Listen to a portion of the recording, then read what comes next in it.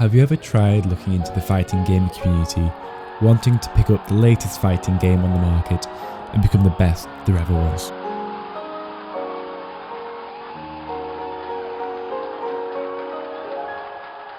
Me too. I think most people watching this video have purchased a fighting game, played it for a couple of hours, played some ranked matches and got completely bodied. You feel deflated and all that excitement gets drained away. You're left there, feeling hollow and disappointed. For many people who try fighting games, this is where the journey ends and doesn't continue. They get filtered out by the high skill floor required to compete at even the most entry level, requiring hours of honing skills to finally go from crawling to an uneven waddle. This is where the fighting game genre shows a gap in the market. What if you didn't need to grind out literal days in the training labs to learn intricate combos just to compete? Do you want to know what it is? Well, Riot Games has identified this as a gap also. Well, bought out this gap, I should say. But that interesting topic is for another day. Like Beyonce once said, if you like it, then you should acquire it into your growing portfolio of investment opportunities. And Riot did exactly that. They are planning to release a well-designed and satisfying fighting game, which will appeal to the widest audience possible. Now before we continue, I need to break down this video into 4 different elements to why you should be excited for Project L. To begin with, we're going to discuss the value of simplistic game mechanics.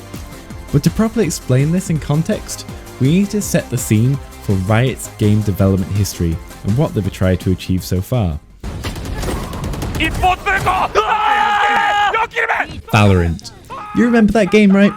The CSGO Overwatch clone that came out almost a year ago, which people have spent up to $4,000 on skin bundles that you can't even trade? Yeah, that one. Valorant, for those who don't know, was Riot's attempt at creating a tap shooter with abilities that don't kill.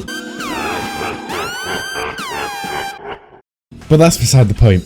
The underlying fact of Valorant is that it aims to emulate the experience of CSGO, but by making everything about the game more accessible to newbies. For example, in CSGO on the map Mirage, if you want to play this map effectively, you need to be able to know how to smoke off mid if you want to be able to push down mid onto either bomb site without getting absolutely obliterated by Sergey, the AWPing god. So one way to do this is to buy a smoke grenade, line it up with this pixel at this angle, have a bam jump throw command, time it just right, and throw this within a limited time window so your team doesn't get completely beamed. Completely easy and very, very simple, right? To the person who has 3,000 hours in CSGO, this probably seems very, very simple, but the person who just booted up the game and wants to learn how to play it, probably not so much. However, one of my friends who is a global elite super ranked Mastiff Ultra Guardian 4 says that you guys should all just get fucking good, but that's beside the point. However, in Valorant, if you want to smoke an area off that you can't see, you pick Brimstone, you select E, you select the area, then you select confirm, and you're done. You've effectively done what someone would have needed to look up on a YouTube guide for 5-minute tutorial on how to block off an area and then have the sufficient motor skills to pull that off without messing it up. This is what separates the better players in CSGO from the silver scrubs, and that can be the difference between winning a match or losing a match. But in Valorant, you don't need so much knowledge or mechanical execution to be able to pull off a similar move. I'm sure you can probably see where I'm going with this, but let me just give you another example of Riot's design philosophy, everyone's favourite game, League of Legends.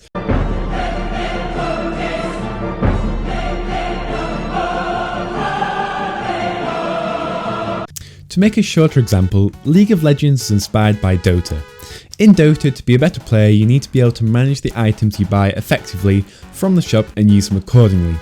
This requires additional brain space to remember what items you have, when you have to use the items, and how they can be used effectively. However, in League of Legends, there are only a handful of active items that you need to bind in order to get the active effect from. The point being is that Riot likes to make similar style games which are already on the market, but tailors them especially to allow them to reach a wider audience, making their games more palatable. Side note, it's bad enough that I have to remember to use Zhonya's, never mind all this which is in Dota.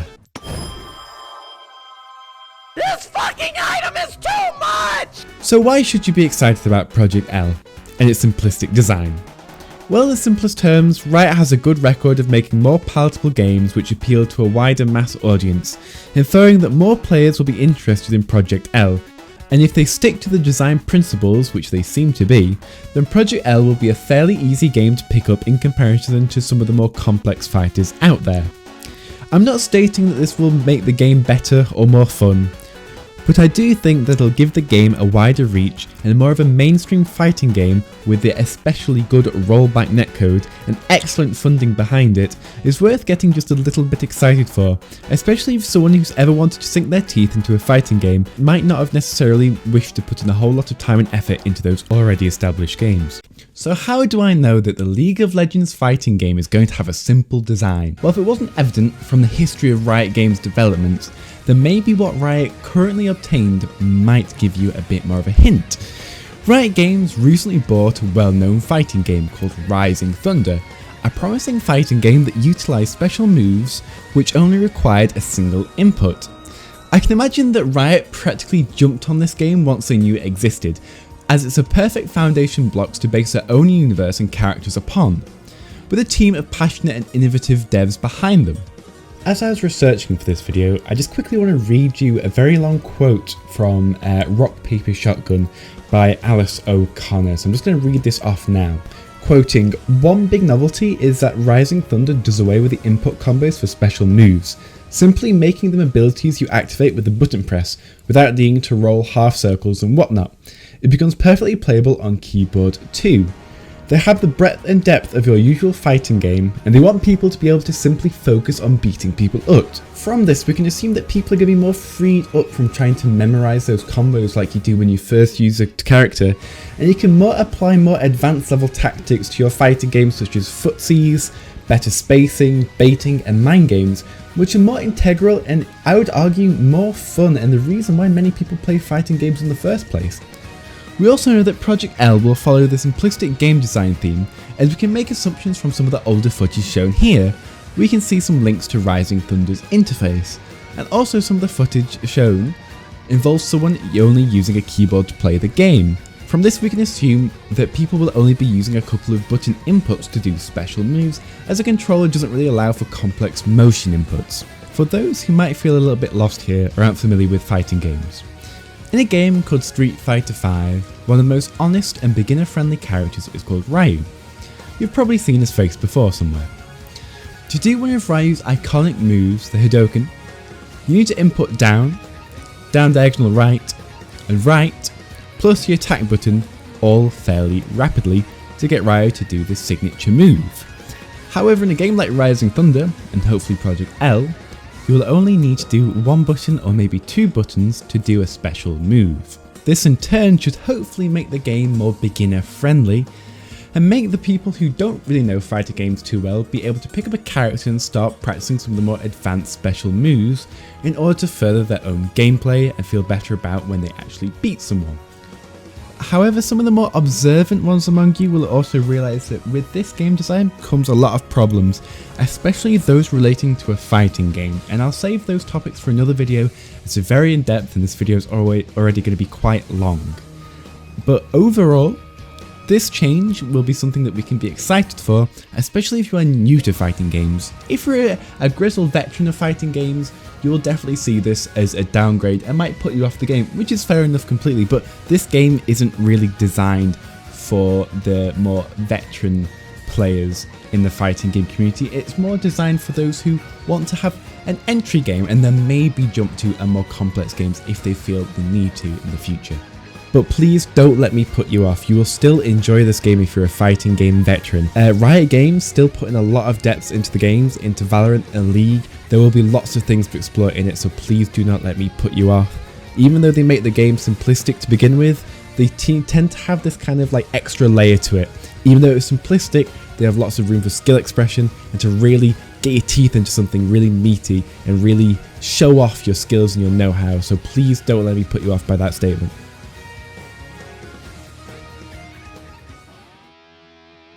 So I hope after this you understand Riot's design philosophy and how the majority of indicators point to this being a casual friendly experience we should definitely try. Now on to part 2 and 3. I'm going to join these two sections together since they are so closely linked, and they're both very similar to the reason to why you should be excited for Project L. The visual language, art style, and the well-built lore and extended world of Runeterra is amazing. So we know in Project L we'll have a host of characters all from the world of League of Legends. Maybe not all champions, but probably will be, all with pretty solid lore behind them. Most fighting games especially would love to have this amount of reputation and canon build up over the years. This isn't one of the most important reasons if you want to play us at a super high level in a fighting game, but a nice world is amazing to have, and the context it gives the characters is really great. For example, in League of Legends, Garen, this dude, has a sister called Lux, this girl, and Garen fancies Katarina, this one, but she's part of Noxus, which is a rival faction to Demacia, which is where Garen is from. But Garen's main rival is Darius, who is the head general of Noxus, and you can kind of see how this all link. And this relationship is just between 4 of the characters within League. There is a ton of interconnecting stories, all with really fleshed out characters with riveting backstories to them. This relationship kind of reminds me from a simpler version of the Guilty Gear Strive's family tree system thing that they have going on. Obviously not as complicated, but same kind of thing. Knowing some of the relationships with these characters and how they can relate to each other can really add something to why you know someone would main a character. And ultimately this leaves people playing the character better, as if you can kind of understand the personality and the story, it kind of translates well into their playstyle. Understanding the backstory and the lore of a character can really allow people to connect with that character and ultimately play them better in tournaments. You often see this within fighting game tournaments where people won't go off tier lists and what's in the meta too much, and instead they'll pick a character which they can relate to or which they enjoy. This often makes for a more diverse meta in the long term, and you can really see some really good players play characters that you wouldn't often see. If every character is somewhat interesting and multi-dimensional, it adds the extra edge which will keep people playing it into the future. This also then goes hand in hand with the excellent visual language and art style that Riot has. There is always a constant rule in this world, and that is that Riot's art team are always exceptional. Even within the footage we can see our characters are vibrant, the background of Streamer is great and awesomely detailed. But I can't quite put a finger on why it is, but the art style just looks really polished and wholesome in a weird way, like every character has a solid silhouette and is unique. Even though this is early game footage, you can still see the kind of style they are going for, and I'm personally a fan of that. A simple yet striking UI I think is the ultimate goal for most fighting games. A big timer, simple health bars, and readable super meters is always great to have. I should also really add on to this point is the music direction. We don't have any music in for the game yet, but Riot always knocks us completely out of the park, even a little too well at times, to their own detriment. I think we are all sick of hearing KDA by now. I would love for a Guilty Gear kind of soundtrack that makes a unique piece for each character. Maybe a hard rock piece for Darius, an electronic fast bass one for Katarina, and maybe for Jinx something wildly indie and experimental. I think these places can have a really good impact on how the character feels, and a really good theme tune is also great to rock out to when you're learning combos in the training lab. Now we can move on to our last point. Riot will push for this game to be an esport, or at least make it very tournament heavy. League, TFT, LOR, Valorant all have a buzzing esports scene with excellent production quality behind them. Although local tournaments are essential to the fighting game experience, I think Riot might be able to strike a balance between the two. Maybe they will add something like Clash from League into the game, but who knows. The point being is that you should be excited for this, as the pro scene of this game will be extensively covered and be highly polished, which is always great to have and increase the longevity of a competitive game. We don't want this to turn into a Nintendo fiasco. Even if League starts their own tournament, I'm sure that Combo Breaker and Evo will definitely have something to retaliate with, so don't be worried. There will almost certainly be a vivid competitive scene. Anyway, I hope you've enjoyed today's video, and I hope you are bracing yourself for this month's Project L update just as I am. More content will be on this very soon, and I look forward to seeing you there.